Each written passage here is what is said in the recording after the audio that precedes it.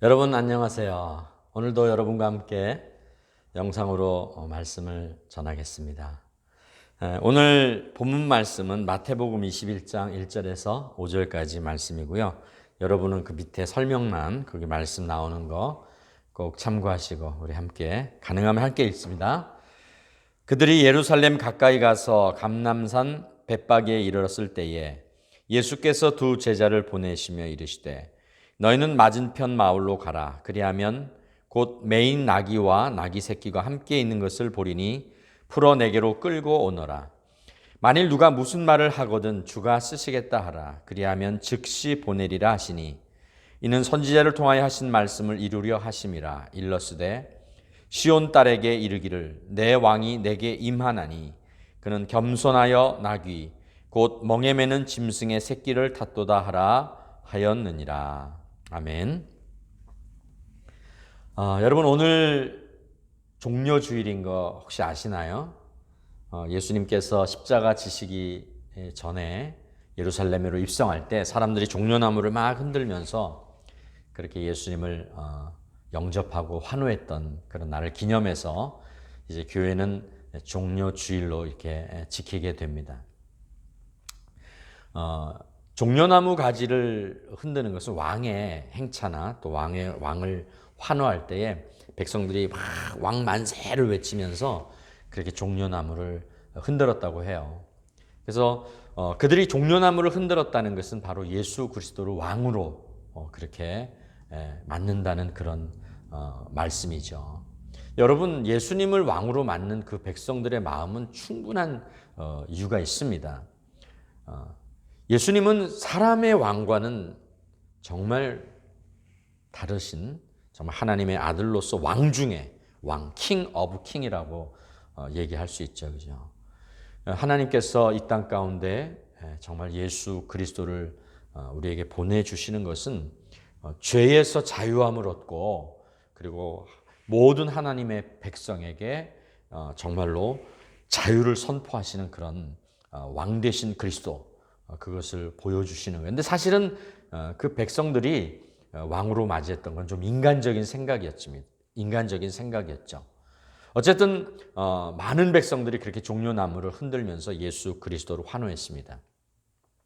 그런데 여러분, 예수님께서 왕으로 오셨다면 거기에 걸맞는 그런 왕이 타고 다니는 그런 마차, 잘 꾸며진 그런 훌륭한 그런 마차를 타고 예루살렘으로 올라가셔야 되는 게 맞는데 예수님은 그렇게 훌륭한 마차가 아니라 뭘 타셨죠?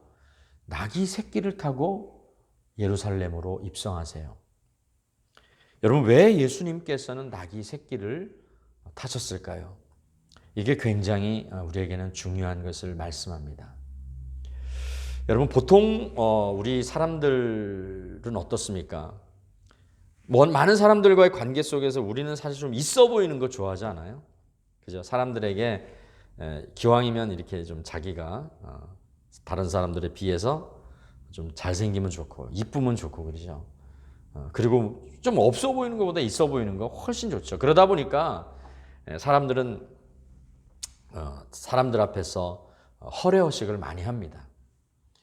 자기가 갖고 있는 수준보다도 더 많은 것들을 그렇게 보여주고 싶다 보니까 허례허식을 하죠.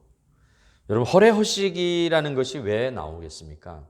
인간의 마음속에 들어있는 그런 허영심 때문에 허례허식이라는 게 나올 수 있는 것이죠. 여러분 인간의 마음 가운데 욕심이 정말 많습니다. 그 욕심 가운데는 늘 사람들과 비교했을 때 내가 좀 더 저 사람보다는 좋게 보이고 낮게 보이고자 하는 있어 보이고자 하는 그런 마음들이 있는 거죠. 근데 여러분 예수님은 절대 그렇지 않았습니다. 자, 오늘 여러분 목사님 말을 잘 한번 들어보세요. 예수님은 왜 그러면 그런 마음을 갖지 않으셨을까? 원래 하나님의 아들이지만 그저 겸손하시려고 그 정도가 아닙니다. 예수님은요. 예수님께서 이 땅에 오신 삶의 목적과 그 예수님의 삶의 목표를 한 번도 놓치지 않으셨어요. 여러분 예수님께서 이 땅에 오신 삶의 인간으로서의 삶의 그 목표가 무엇입니까? 바로 하나님의 말씀, 그 말씀을 순종하고 그래서 그 말씀의 순종의 결과로 십자가를 지시는 것, 그것이 예수 그리스도의 이 땅의 삶의 목표였습니다. 그러다 보니까 예수님은요, 그 목표에서 당신의 삶을 그 목표에서 절대 벗어나지를 않으셨어요. 예수님이 목표 지향적 인간이다 이렇게 말씀드리는 것이 아니라 늘 예수님은 당신의 그 사역 가운데 해야 될 그 일에 집중하시다 보니까 다른 것에 신경을 쓰지 않으시는 거죠. 예수님은 훌륭한 말을 타고 올라가시든지 낙이 새끼를 타고 올라가시든지 그것이 예수님에게 그렇게 중요한 부분이 아니었어요. 사실 예수님은 사람들 앞에 굳이 당신을 겸손하게 보이려고 하신 것도 아니었어요. 그죠? 예수님은 당신의 삶 가운데 하나님이 주신 삶이 무엇인가 그 삶에 집중하는 것. 여러분 오늘 청년들도 그게 필요합니다. 여러분 내 삶 가운데 내 삶의 목표를 상실하게 되면요, 자꾸 엉뚱한 것에 우리는 마음을 기울이게 됩니다. 엉뚱한 곳에. 그러다 보면 시간 낭비도 많이 하게 되죠. 여러분 주님께서는 그래서 화려한 그런 왕의 마차가 전혀 필요 없으셨던 거죠. 주님은 그런 마차가 전혀 주님의 관심사항이 아닙니다. 그러면 도대체 주님의 관심사항은 어디 있었을까요? 또 하나의 주님의 진짜 깊은 마음의 관심, 바로 주님이 사랑하시는 바로 여러분입니다. 예수님의 마음 가운데는 항상 주님이 사랑하는 여러분으로 가득한 거예요. 여러분 얼마나 그 마음이 가득했습니까? 예수님께서 생명을 바꾸실 만큼, 그만큼 사랑하는 여러분에 대해서 주님은 가득한 마음을 가지고 계세요. 여러분 그거 아세요? 속이 꽉 찬 사람은요, 겉모습에 연연하지 않습니다. 여러분 지금 청년의 때를 살아가면서 한 사람들을 보세요. 뭔가 속이 가득 차 있고 말이죠. 그 안에 뭔가 내실이 있는 사람은 굳이 겉모습에 연연할 필요가 없는 거죠. 속이 비다 보니까 그 빈 속을 세상 것들로 막 채워가려고 그러고, 그러다 보니까 욕심이 생기고 그 욕심 가운데 헛된 것들을 자꾸 추구하다 보니까 여러분 채우지 말아야 할 것들을 자기 속에 자꾸 채워 넣는 거예요. 만족스러울까요? 여러분 기쁠까요? 모르겠어요. 그냥 순간은, 그 한순간 맛있는 거 먹을 때, 영화를 볼 때, 내가 사고 싶은 거 살 때, 내가 하고 싶은 거 할 때, 그때 한순간은 만족이 올지 모르겠지만 여러분 절대 그것이 우리의 빈 마음을 채워줄 수는 없습니다. 여러분 우리 예수님을 가만 생각해 보세요. 여러분 예수님의 마음이 어떠셨을까? 예수님이 사역 가운데 어떤 마음을 가지고 하셨을까? 여러분 궁금하지 않으세요? 여러분 예수님은요 늘 기쁜 마음을 가지고 사역을 하셨어요. 저는요 예수님을 생각해 보면 예수님은 너무너무 행복해 하셨던 것 같아요. 예수님이 사역 가운데, 물론 성경에는 그런 내용들이 없지만 예수님이 사역을 하시면서 우리 예수님은 늘 하나님의 말씀을 순종하는 그것과, 그리고 주님이 사랑하는 사람들을 위해서 주님의 모든 인생을 걸고 사셨다는 그것 때문에 늘 마음 가운데 행복을 누리셨을 줄 저는 믿어요. 목사님이 요 근래에 작은 하나의 경험을 했어요. 여러분들 목사님이 막 공치사 하려고 그러거나 잘한다 하려고 얘기를 하는 게 아니라, 우리 청년들 우리 예배에 함께 모였을 때 목사님 그런 얘기 가끔 했죠. 집에 가면 요즘에는 청소를 목사님이 해요. 청소기를 돌리고 또 무릎을 꿇고 기어다니면서 마루를 닦습니다. 근데 여러분 그 일을 할 때에 사실은 어떤 책임감 때문에 할 때도 있어요. 또 약속을 했기 때문에, 사모님하고 약속을 했기 때문에 그 일을 할 때도 있어요. 어저께는 사모님하고 물을 사러 이제 마트로 가는데 가위바위보를 했어요. 왜 하니? 그래서 얘기를 안 했죠. 무조건 해보자고. 첫 판에 졌어요. 그래서 3세판 하자고. 그래가지고 가위바위보 3번 했는데 결국 졌어요. 왜 했냐면 이긴 사람이 청소 안 하기, 진 사람이 청소하기. 근데 결국 목사님이 또 졌어요. 이게 청소가 목사님의 운명인지 어쩐지 모르겠는데, 그런데 말이죠. 3일 전에 목사님이 이제 기도를 하는데 정말 참 아주 지금까지 했던 기도가 아니라 이런 기도가 나오더라고요. 하나님, 제가 이렇게 방을 닦으면서 무릎이 아프죠. 여러분 한번 해보세요. 무릎 아파요. 청소기 돌리는 것까지 괜찮은데 기어다니면서 이렇게 닦다 보면 무릎이 아픕니다. 때로는요, 애들도 있고 성민이, 수환이도 있고 수정이도 있고 목사님이 막 방을 닦으려고 그러면 자존심 상할 때도 있어요, 여러분. 왜 그럴 때 이해하세요? 그런데 3일 전에 기도할 때 하나님께 이런 기도가 나오더라고요. 하나님, 제가 이 방을 이렇게 닦을 때에 제가 이렇게 매일매일 방을 닦더라도 제가 기뻐하며 감사하며 하겠습니다. 하나님, 우리 가족에게 건강을 주세요. 우리 가족들이 다 건강할 수만 있다면 제가 날마다 이렇게 방을 닦는 거 기쁘게 닦겠습니다. 그런 생각이 들어오는 거예요. 나도 모르겠어요. 왜 그런 생각인지 모르겠는데 그런 마음이 진심으로 우러나오는 거예요. 우리 가족이 건강할 수 있으면 하나님 그것 감사해서 제가 열심히 제가 청소하겠습니다. 그런데 오늘 말씀을 준비하다가 왜 주님이 그날 제게 그 마음을 주셨는지 조금 이해가 됐어요. 여러분, 주님께서 이 땅에서 인간의 모습을 입고 살아가실 때에 왜 힘든 일이 없겠습니까? 인간의 몸을 입으셨는데 왜 험한 일을 당하시기도 했잖아요, 그죠? 근데 그때 주님이 어떻게 그 일을 이기셨을까? 하나님, 내가 사랑하는 이 사람들 제가 구할 수 있다면, 내가 저들을 용서하고 저들을 죄에서 구할 수 있다면 아버지, 제가 십자가 지겠습니다.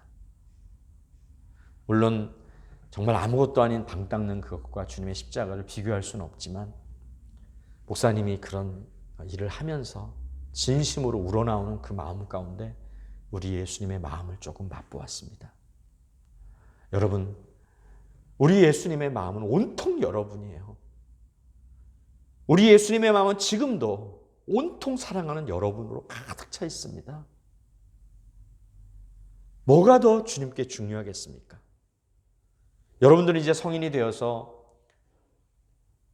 여자친구도 사귀어보고 남친도 사귀어보고 여러분 사랑하는 마음도 가져보셨죠? 사랑하는 사람이 생기게 되면 여러분 어떻습니까? 여러분 그 사람 마음으로는 그 사람을 위해서 다 해주고 싶잖아요. 그죠? 무엇을 아끼시겠어요? 왜요? 사랑하니까요. 그 사랑이 가득 찬 마음 가운데 무엇이 끼어들 수 있겠습니까? 절대 끼어들 수 없어요. 오늘 예수님께서 여러분을 그토록 사랑하시기 때문에 주님에게는 다른 게 필요 없는 거예요. 주님이 무엇을 타고 가시든지 그게 중요한 것이 아니었던 거예요. 오직 여러분을 향한 사랑하는 마음, 오직 하나님께서 택하신 하나님의 백성을 구하고자 하는 그 사랑하는 마음. 여러분, 오늘 성경을 보니까 겸손하여 나귀 새끼를 탔다고 했어요. 우리 인간의 겸손은 나보다 남을 좀 낮게 여기는, 그리고 내가 좀 낮아지는 그게 겸손이라 할 수 있지만 우리 예수님의 겸손은요, 전적으로 주님이 맡기신, 우리 하나님께서 맡기신 그 영혼들을 사랑하는 마음이셨어요. 그 마음 때문에 높고 높은 보좌를 포기하셨던 거 맞잖아요. 오늘 목사님은 이 종료주의를 맞이하면서 우리 청년들에게 그것을 한번 나누고 싶어요. 사랑하는 여러분, 여러분의 마음 가운데는 무엇이 차 있습니까? 목사님이 이렇게 얘기해서 조금 미안하지만 여러분의 그 마음 가운데 예수님이 얼마나 차 계십니까? 저는 이번 코로나 사태를 통해서 많은 것들을 여러분도 느끼시죠, 그죠? 목사님도 많은 걸 느끼고 있어요. 많은 걸 느끼는 가운데 제가 지금 많이 더 깨닫는 것은 내가 더 예수님으로 채웠는가 지금까지 내가 주님으로 가득 채웠는가 늘 그것을 지금 돌아보고 있습니다. 여러분 지금은 우리 초중고등학생들도 그렇지만 대학생들도 지금 이제 온라인 수업하잖아요. 개학할 수가 없어요. 모일 수가 없어요. 언제 어느 때 확진자가 나올지 모르니까 우리는 지금 어려운 시기를 겪고 있습니다. 일자리도 많이 줄어들었고요. 정말 생계의 위협을 받는 사람이 한두 명이 아닙니다. 목사님 여러분에게 자주 얘기하죠. 여러분 우리는 위기를 당하면 그것이 기회라고 믿을 수 있어야 돼요. 아니 위기를 겪는 사람이 반드시 기회를 잡는 거예요. 여러분 위기 속에 들어가지 않은 사람은 기회를 찾을 수 없어요. 위기 속에 들어가야 그 사람은 그곳에서 기회를 찾는 사람이에요. 여러분 그런데 우리 마음 가운데 세상이 가득하다면 오히려 그것이 어떻게 기회가 될 수 있겠습니까? 아니요. 그것이 오히려 우리 삶의 위기로 다가올 수 있습니다. 그러나 예수 그리스도를 채우는 사람, 그 사람은 아무리 현실이 어려워도 아무리 현실이 녹록하지 않아도 아무리 그 현실이 너무너무 추워 차갑게 얼어붙을지라도 정말 이 땅에 빛으로 오신 예수 그리스도의 그 뜨거운 빛이 그것들을 녹일 수가 있습니다. 청년 여러분, 더 여러분이 이때 기도하시고요. 더 꿈꾸세요. 여러분의 꿈을 더 키워가세요. 여러분 이 사회뿐만 아니라 이 나라뿐만 아니라 세계와 열방을 품으면서 여러분 기도하세요. 하나님은 여러분의 기도를 절대 놓치지 않으세요. 그래서 오늘 주님께서 우리를 위해서 사랑하는 여러분과 저를 위해서 어떤 것도 신경 쓰지 않고 오직 우리를 집중하셨던 것처럼 우리도 주님께 집중하여서 우리를 통해서 하나님께서 이루고자 하시는 그런 귀한 일들을 이루어갈 수 있는 이번 이 어려움이 오히려 기회가 될 수 있기를 주님의 이름으로 여러분을 위해서 축복하겠습니다. 기도하겠습니다. 하나님 아버지 감사합니다. 하나님, 저희가 나이가 들어갈수록 나도 모르게 세상을 채워갔다면 용서해 주시옵소서.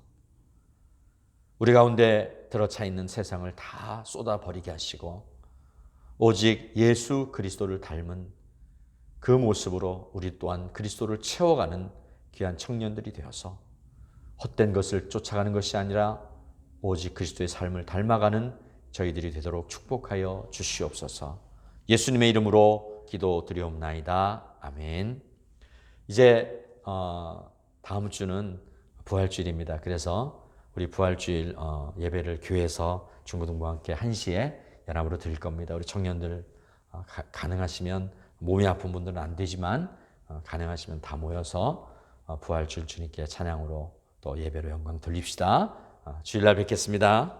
안녕.